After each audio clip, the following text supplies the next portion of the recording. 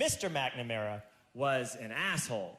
And one weekend, he and his wife decided to leave town, which you should never do if you're an asshole.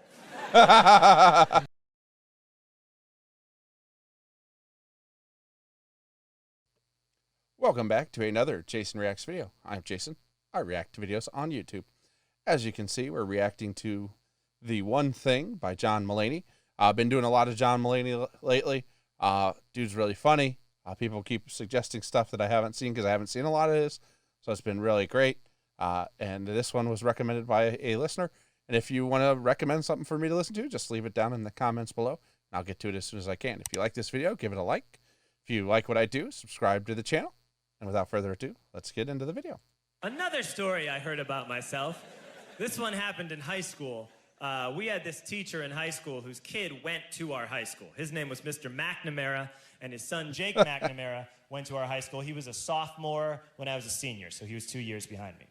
And Mr. McNamara was an asshole. And one weekend, he and his wife decided to leave town, which you should never do if you're an asshole. And Jake McNamara decided to throw a party at the teacher's house. Hooray! And everyone around town heard about it, and we all got up individually and thought, okay, let's go over there and destroy the place. I walked into this party. Everyone I had ever met was there, and everyone was drinking like it was the end of the world. People were drinking like it was the Civil War and a doctor was coming to saw our legs off. It was totally unsupervised. We were like dogs without horses. We were running wild. I walked down to the basement. They had a pool table in the basement. One dude took a running start and threw his body onto the pool table and broke it in half. What? Another kid found out which room was Mr. McNamara's and went upstairs and took a shit on his computer. Wow! Not where I thought that was going at all. Shit on his computer, huh? That's pretty ingenious. So the party was going great. I'm standing in the basement, and I'm holding a red cup. You've seen movies. And I'm standing there, and I'm holding a red cup, and I'm starting to black out. And I guess someone said, like, something, something, police. And in a brilliant moment of word association, I yelled, fuck the police! Fuck the police! And everyone else joined in. 100 drunk white children yelling, fuck the police. With the confidence of guys who have like already been to jail and aren't afraid of it anymore.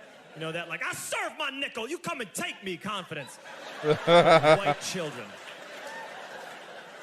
The reason someone had said something, something, police was because the police were there. So a Chicago police officer walked down the stairs and got to the bottom in the basement and looked out over a sea of drunk toddlers yelling, fuck the police, in his face. And he was almost impressed. Like, almost. And then he leaned into his walkie-talkie and went, get the paddy wagon. And my friend John, who is now a father, this man now has a baby, he grabbed a 40, smashed it on the ground, and yelled, scatter! And everyone ran in different directions. We all ran in different directions. It was like that scene in Ratatouille when the humans come in the kitchen and all the rats go in different ways. We all ran in different directions. I ran into the laundry room and I jumped up on the washing machine and I crawled out through a window into the backyard, and now I'm running through the backyard and there was this big chain link fence and I thought, I've never climbed a fence that high before. And then I woke up at home.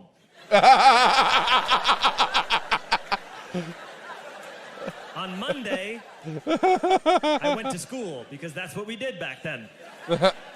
We went to I'm school. walking into the school building, and who do I see but Jake McNamara? And he says to me, hey, were you at my party on Saturday? And I said, no. You know, like a liar. Oh. And he said things got really out of hand. Someone broke the pool table. What? Someone took a shit on my dad's computer. What?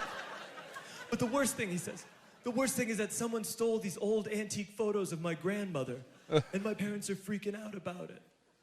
And I had that thought that only blackout drunks and Steve Urkel can have.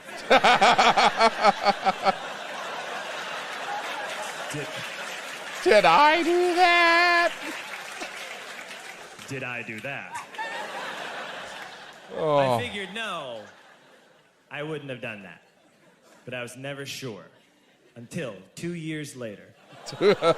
Relax. I'm playing video games with this kid named Alex that we also went to high school with. 2 years later, we've graduated by now. We're playing video games for a couple hours. And then Alex says to me, hey, come here. I want to show you something.